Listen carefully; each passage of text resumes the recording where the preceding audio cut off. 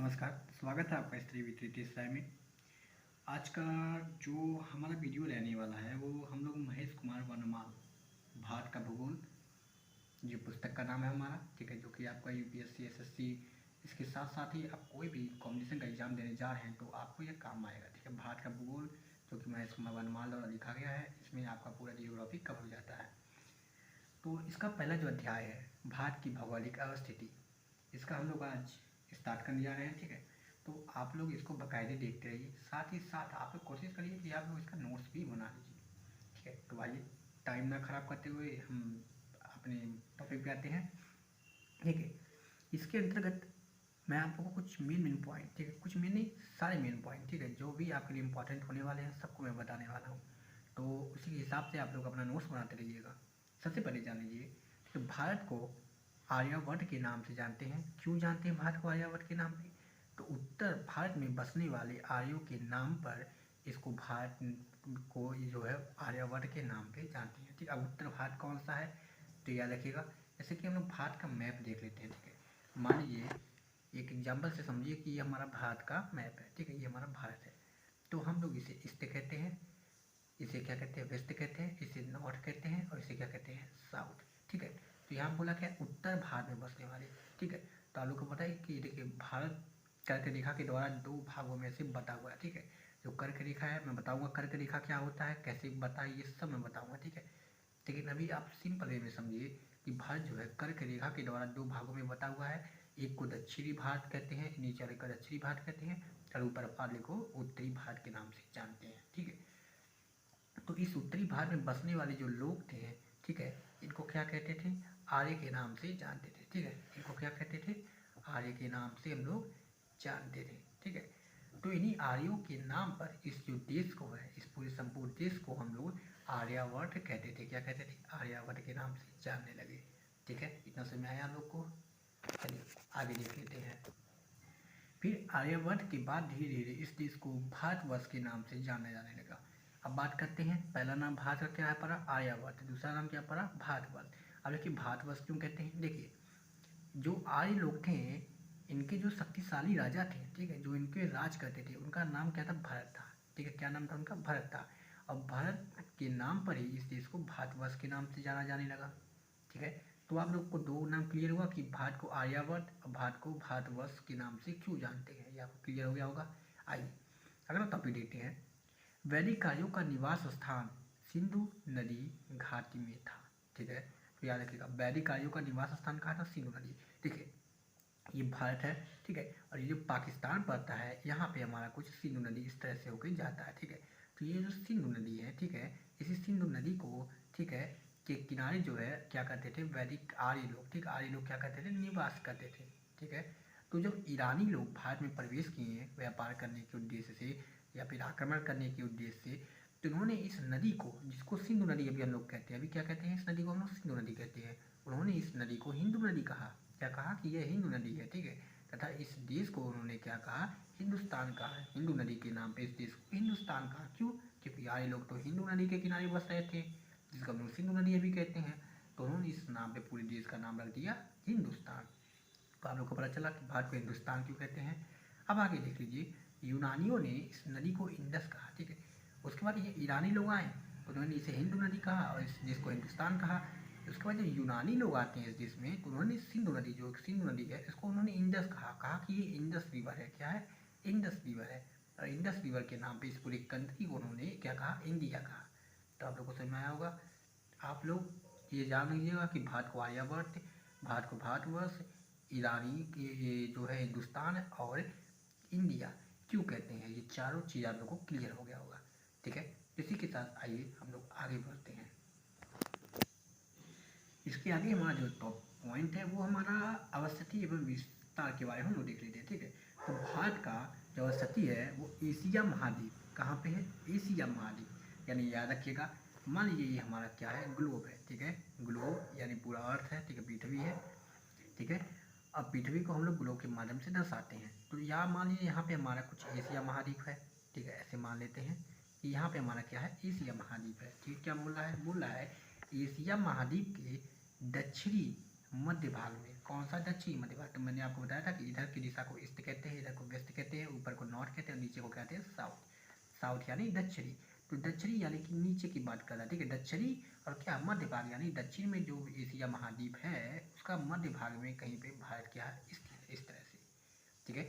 मान ये एशिया महाद्वीप है, तो एशिया महाद्वीप के दक्षिण में, ठीक है, दक्षिण के मध्य भाग में कहीं पे हमारा क्या है भारत स्थित है। कहने का मतलब यही है, ठीक है। तो याद रखिएगा आप लोग कि भारत एशिया महाद्वीप के दक्षिण मध्य भाग में स्थित है। या फिर क्वेश्चन पूछ सकता है भारत का एशिया महाद्वीप में स्थिति क्या है, तो आप लोग बता सकते हैं। और याद रखिएगा कि भारत का जो आकार है वो क्या है, चतुष्कोणीय आकार है। क्या है, चतुष्कोणीय यानी 4 एंगल वाला। देखिए कैसे, इस देख लीजिए यहाँ पे ये एक एंगल इधर जाता है, ठीक है। इसको अगर मिलाते हैं इस तरह से, ठीक है, इस तरह से हम लोग मिलाते हैं नीचे से ऊपर तक, तो देखिए ये एंगल बनाएगा चतुष्कोणीय, ठीक है। 4 कोणों वाला एंगल बनाएगा, इसलिए इसको क्या कहते हैं, चतुष्कोणीय आकार कहते हैं भारत का, ठीक है। आगे देखिए हम लोग भारतीय उपमहाद्वीप की बात कर लेते हैं। देखिए भारतीय उपमहाद्वीप जो है उत्तर में हिमालय पर्वत, कहाँ पर, उत्तर दिशा में, ये उत्तर दिशा है, यहाँ पे क्या है हिमालय पर्वत, आप लोग को पता है कि उत्तर दिशा में हिमालय पर्वत है, ठीक है। और उत्तर पश्चिम में, अब कहते हैं उत्तर पश्चिम क्या हुआ, देखिए 1 मिनट में आपको बताता हूँ कि मान लीजिए, ठीक है, ये हमारा इस तरह से भारत हुआ, ठीक है। भारत में ये ईस्ट हुआ, यानी जिसको हम लोग क्या कहते हैं पूर्व कहते हैं, ठीक है। ये वेस्ट हुआ, इसको हम लोग पश्चिम कहते हैं। ये हमारा नॉर्थ हुआ, इसको हम लोग उत्तर कहते हैं। और ये हमारा क्या हुआ, साउथ हुआ, जिसको हम लोग क्या कहते हैं दक्षिण कहते हैं। तो क्या बोल रहा है, बोल रहा है कि देखिए यहाँ आते हैं, ये उत्तर में हिमालय पर्वत, यानी भारत के यहाँ उत्तर में क्या है हिमालय पर्वत है, ठीक है, क्या है हिमालय पर्वत है। और उत्तर पश्चिम में हिंदुकुश व सुलेमान श्रेणी, श्रेणी यानी पर्वत, ठीक है। हिंदुकुश एवं सुलेमान पर्वत कहाँ पे है, उत्तर पश्चिम में। तो देखिए उत्तर पश्चिम क्या है, ये उत्तर है, ये पश्चिम है, उत्तर पश्चिम तो है ही नहीं। देखिए ये उत्तर और ये पश्चिम दोनों को मिला के ये वाला जो दिशा होता है, ये यहाँ का दिशा, उसको क्या कहते हैं हम लोग, इसको हम लोग कहते हैं उत्तर पश्चिम कहते हैं, ठीक है। इसी प्रकार से ये इधर का जो दिशा होगा इसको हम लोग क्या कहेंगे, इसको हम लोग कहेंगे, देखिए यहाँ से नीचे, यहाँ से या फिर यहाँ से काउंट करते हैं हम लोग, ठीक है। इसको हम लोग कहेंगे उत्तर पश्चिम, इसको हम लोग कहेंगे उत्तर पूर्व, क्या कहेंगे इसको हम लोग कहेंगे उत्तर पूर्व, ठीक है। ये चीज़ आप लोग याद रखिएगा, समझिएगा। यहाँ से हम लोग स्टार्ट करेंगे या फिर यहाँ से स्टार्ट करेंगे, नीचे वाला हम लोग यहाँ से स्टार्ट करते हैं, ऐसे जाता है नाम, ठीक है। और ऊपर वाला हम लोग ऐसे यहाँ से स्टार्ट करते हैं नाम, ठीक है। जैसे उत्तर पश्चिम, इसको कहेंगे उत्तर पूर्व, इसको हम लोग कहेंगे दक्षिण पश्चिम, इसको हम लोग कहेंगे दक्षिण पूर्व, क्या कहेंगे इसको हम लोग दक्षिण पूर्व कहेंगे, ठीक है। तो याद रखिएगा, तो यहाँ उत्तर पश्चिम में यानी इस साइड में हमारा हिंदुकुश एवं सुलेमान पर्वत स्थित है, जो कि मैप में देखते हैं, ठीक है। इस भाग में हमारा कहाँ पे हिंदुकुश एवं सुलेमान पर्वत कुछ यहाँ पे हमारा स्थित था, ठीक है। उसके बाद आगे देख लेते हैं उत्तर। देखिए हम लोग भारत की बात नहीं कर रहे हैं, भारतीय उपमहाद्वीप की बात कर रहे हैं। याद रखिएगा कि भारतीय उपमहाद्वीप यानी कि पूरा, जिसमें कुछ 7 देश आते हैं भारतीय उपमहाद्वीपों में, ठीक है। अभी देखते हैं वो देश कौन कौन से थे, तो पहले याद रखिएगा, ठीक है। और उत्तर पूर्व में, उत्तर पूर्व देखिए क्या था, मैं बताया था, ये उत्तर हो गया और ये पूर्व हो गया, तो इस बीच की दूरी को क्या कहें उत्तर पूर्व कहें। तो उत्तर पूर्व में जो है भारतीय उपमहाद्वीप में क्या है, पूर्वांचल की पहाड़ियाँ स्थित हैं, क्या है पूर्वांचल की पहाड़ियाँ स्थित हैं। तथा दक्षिण में, ठीक है, यानी सबसे नीचे भारत के, ठीक है, क्या है हिंद महासागर, विशाल हिंद महासागर क्या है स्थित है, ठीक है। और इसे क्या कहते हैं भारतीय उपमहाद्वीप के नाम से जानते हैं, ठीक है। क्या इन सभी सीमाओं को, ठीक है, इन सभी सीमाओं से जो बना एक देश है उसको हम लोग भारतीय उपमहाद्वीप के नाम से जानते हैं, ठीक है। देखिए अब देखिए क्या बोला, भारतीय उपमहाद्वीप के अंतर्गत, क्या भारतीय उपमहाद्वीप के अंतर्गत 7 देश आते हैं। तो कितने देश आते हैं, 7 देश। अब 7 देश कौन कौन से हैं, बात है बांग्लादेश है, भूटान है, नेपाल है, मालदीव है, श्रीलंका है, पाकिस्तान है। यानी याद रखिए, यानी कि सबसे नीचे जो हमारा श्रीलंका रहता है वो भी भारतीय उपमहाद्वीप का एक देश है, ठीक है। भारत है, बांग्लादेश, भूटान, नेपाल, मालदीव, श्रीलंका, पाकिस्तान, ये क्या है भारतीय उपमहाद्वीप के देश हैं। याद रखिएगा भारतीय उपमहाद्वीप देश किसे कहते हैं, तो याद रखिएगा तो उसका सीमा क्या है, तो भारतीय उपमहाद्वीप देश का सीमा है कि उत्तर में हिमालय पर्वत है, उत्तर पश्चिम में हिंदुकुश एवं सुलेमान पर्वत है, और उत्तर पूर्व में जो है पूर्वांचल की पहाड़ियाँ हैं, और दक्षिण में जो है विशाल हिंद महासागर, ठीक है। वहाँ तक की जो सीमा वाला जितने भी ये देश इसके अंदर आते हैं इसको भारतीय उपमहाद्वीप वाले देश कहते हैं, ठीक है।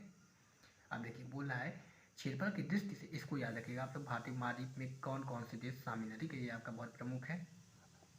आगे देखते हैं क्षेत्रफल की दृष्टि से भारत से बड़े देशों का क्रम किस प्रकार से। देखिए क्षेत्रफल की दृष्टि से देखा जाए तो सबसे बड़ा जो देश है उसको रूस है, सबसे बड़ा देश कौन सा है, रूस है, ठीक है। उसके बाद कनाडा का नंबर आता है, फिर संयुक्त राज्य अमेरिका आता है जिसे यूएसए के नाम से जानते हैं, फिर चीन आता है, फिर ब्राज़ील आता है, फिर ऑस्ट्रेलिया आता है, फिर 7वें नंबर पे हमारा क्या आता है, भारत आता है। ठीक है, तो उससे भी याद रखिएगा कि क्षेत्रफल की दृष्टि सबसे बड़ा देश कौन सा है, रूस है। इन सातों का क्रम तो जरूर याद रखिएगा आप। ठीक है, रूस, फिर कौन आता है, कनाडा आता है, फिर संयुक्त राज्य अमेरिका आता है, फिर चीन आता है, फिर ब्राज़ील आता है, ऑस्ट्रेलिया आता है, भारत आता है। 2 से 4 बार बोलेंगे, आपको ये भी याद हो जाएगा। ठीक है, चलिए आगे बढ़ते हैं।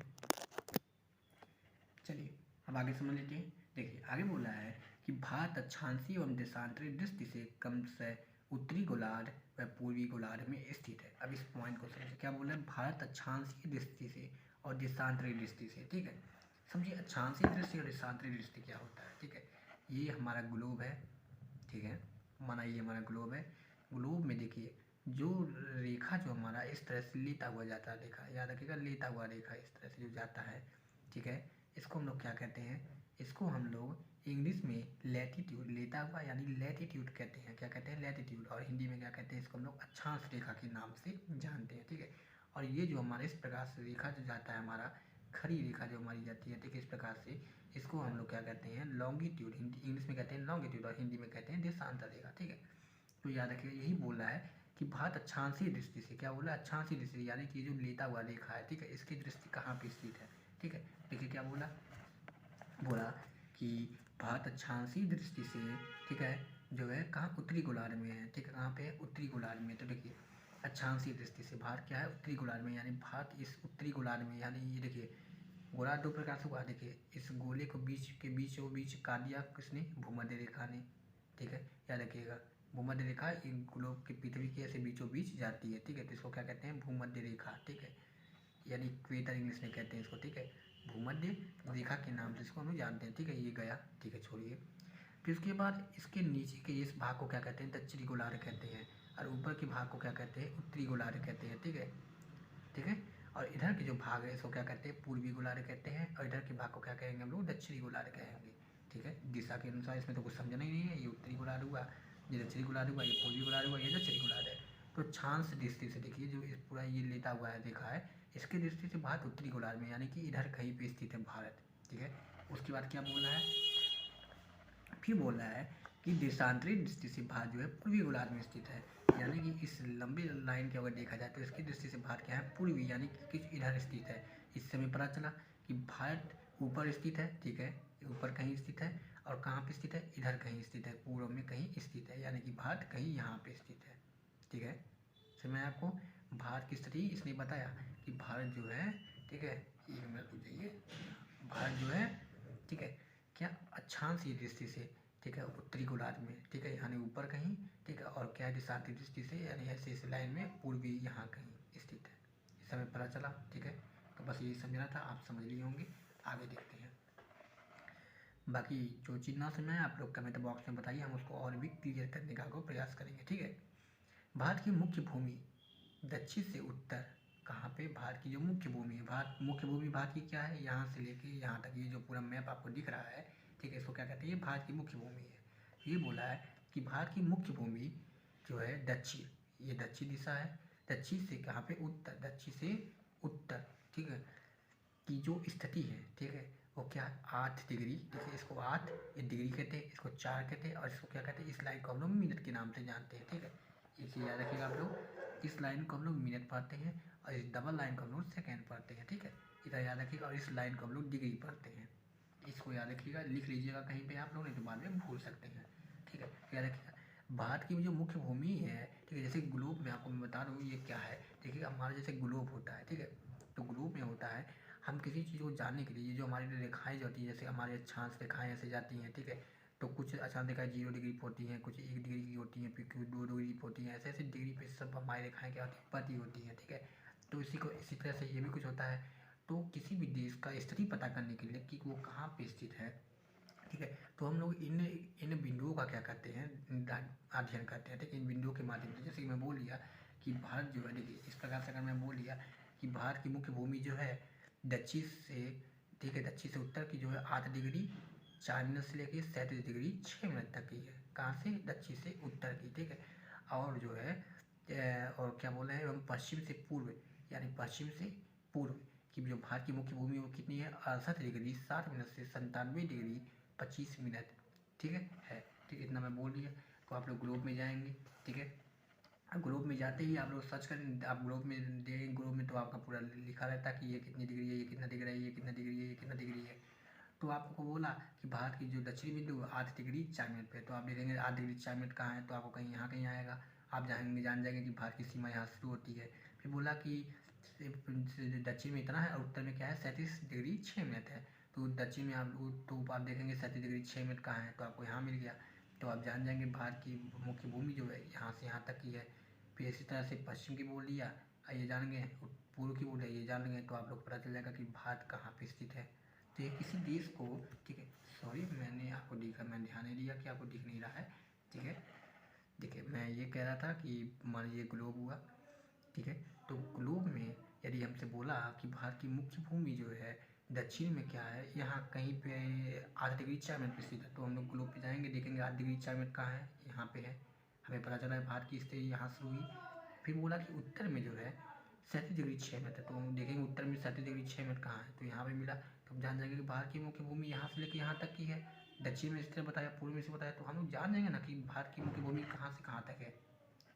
क्योंकि पूरी जो ये पूरा जो ग्लोब होता है उसे ये पॉइंट बता रहता है कि ये 5 डिग्री है, ये 8 डिग्री है, ये 9 डिग्री है, ये 10 डिग्री है, बताया रहता है, ठीक है। तो इस प्रकार से हम किसी भी देश की स्थिति का पता लगा सकते हैं, ठीक है। आइए आगे समझते हैं। क्या बोला है, भारत की मुख्य भूमि जो है उत्तर से दक्षिण, ठीक है, दक्षिण से उत्तर, सॉरी दक्षिण में क्या है 8 डिग्री 4 मिनट, देखिए जहाँ की यहाँ पे लिखा हुआ है, ठीक है। फिर क्या है, उत्तर में क्या बोला है 37 डिग्री 6 मिनट पे है, ठीक है। फिर उसके बाद हमारा इस यहाँ पे आते हैं, तो देखिए 68 डिग्री 7 मिनट पे है। और यहाँ पे आते हैं पूर्व में, तो 97 डिग्री तो 5 मिनट पे है, ठीक है। फिर देखिए क्या बोला है, यदि हम भारत के द्वीप समूहों को सम्मिलित कर लेते हैं। भारत का द्वीप समूह कौन सा है, जैसे कि ये देखिए अंडमान एवं निकोबार द्वीप समूह, ये भारत का ही द्वीप समूह है, याद रखिएगा, ये भारतीय उपमहाद्वीप के अंतर्गत ही आता है, ठीक है। तो देखिए अगर भारत के द्वीप समूहों को भी सम्मिलित कर लिया जाए तो इसका जो विस्तार हो जाएगा, भारत की स्थिति का विस्तार जो हो जाएगा वो कितना जाएगा, 6 डिग्री 45 मिनट से शुरू हो जाएगा, ठीक है। यानी कि यहाँ से अंडमान निकोबार द्वीप समूह में, ठीक है, जो यहाँ से शुरू हो जाएगा, यहाँ से अगर हम लोग काउंट करें, ठीक है, तो 6 डिग्री 45 मिनट से भारत के जो दक्षिण में, ठीक है, भारत दक्षिण में उसका विस्तार कर जाएगा, 6 डिग्री 45 मिनट हो जाएगा। लेकिन यदि हम मुख्य भूमि की बात करें तो मुख्य भूमि भारत का क्या है, 8 डिग्री 4 मिनट है। तो आप लोग याद रखिएगा कि यदि भारतीय उपमहाद्वीपों को भी शामिल कर लिया जाए तो भारत का जो दक्षिण में विस्तार है वो 6 डिग्री 45 मिनट से शुरू होता है, ठीक है। समझना है आप लोग को इतना। चलिए, तो आज का वीडियो जो हम ज़्यादा लंबा नहीं करते हैं, ठीक है, क्योंकि आप लोग को नोट्स भी बनाना रहेगा, तो इसलिए मैं आप लोग को पहले दिन, दूसरे दिन, तीसरे दिन थोड़ा सा टाइम देता हूँ, ठीक है। ये वीडियो हम लोग का छोटा रखते हैं। इसके बाद जैसे आप लोग का आदत पड़ जाएगा उसके बाद हम लोग वीडियो को अपना लंबा करते चले जाएंगे, ठीक है। तो आशा आप लोग को समझ में आया होगा। अगर नहीं आता है तो आप लोग कमेंट बॉक्स में ज़रूर बताइएगा, हम कोशिश करेंगे कि हम इससे भी बेहतरीन कार्य करें आपके लिए। मिलते हैं इसी के साथ अगले वीडियो में। जय हिंद, जय भारत।